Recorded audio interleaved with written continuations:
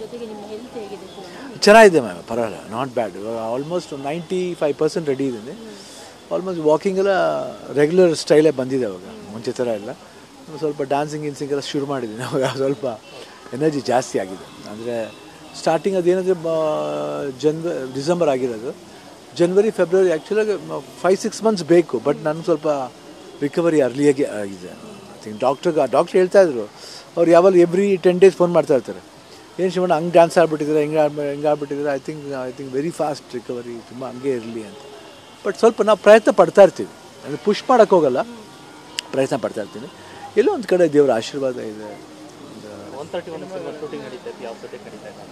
ಇಲ್ಲ, ಇವಾಗ act shoot ಮಾಡಿದೆ 2, ಆಮೇಲೆ ರಾಮ್ ಚರಣ್ ಅವ್ರ ಸಿನಿಮಾ ಒಂದು 2 days ವರ್ಕ್ ಮಾಡಿದೆ. ತಿರ್ಗಾ ಜುಲೈ ಇಲ್ಲಿಂದ ಸ್ಟಾರ್ಟ್ ಆಗುತ್ತೆ ಅವ್ರದ್ದು.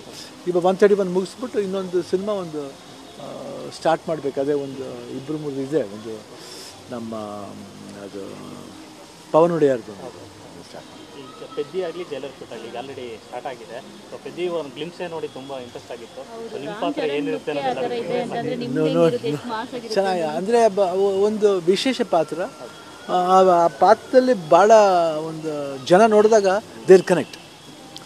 ಅವ್ರ ಅಭಿಮಾನಿಗಳಿರ್ಬೋದು, ಇಲ್ಲ ಈವನ್ ಇಲ್ಲಿ ನೋಡೋರು ಅಂತ, ಈ ಕನ್ನಡದವ್ರು ನೋಡ್ಬೇಕಾದ್ರೂ ಒಂದು ಕನೆಕ್ಷನ್ ಇರುತ್ತೆ.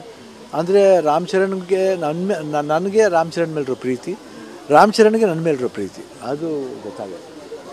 ಶಿವಣ್ಣ ಅಂದರೆ ತುಂಬ ಪ್ರೀತಿಯಿಂದ ಈ ಪ್ರಶ್ನೆ ಕೇಳ್ತೀನಿ. ಅಂದರೆ RCB ಬಗ್ಗೆ ಅಂದರೆ ತುಂಬ ಸೆನ್ಸಿಬಲ್ ಆಗಿದ್ದಾರೆ. ಅಂದರೆ ಪ್ರೀತಿ ಅಭಿಮಾನ ಯಾವುದೇ ಕಾರಣಕ್ಕೂ ಕಮ್ಮಿ ಆಗಬಾರ್ದು ಅನ್ನುವಂಥದ್ದು ತುಂಬ ಅಥೆಂಟಿಕ್ ಆಗಿ ಹೇಳಿದ್ರಿ. ಅಂದರೆ ಸಣ್ಣ ಬೈಟಲ್ಲಿ, ಅಂದರೆ RCB ಮ್ಯಾಚ್ ಟೈಮಲ್ಲಿ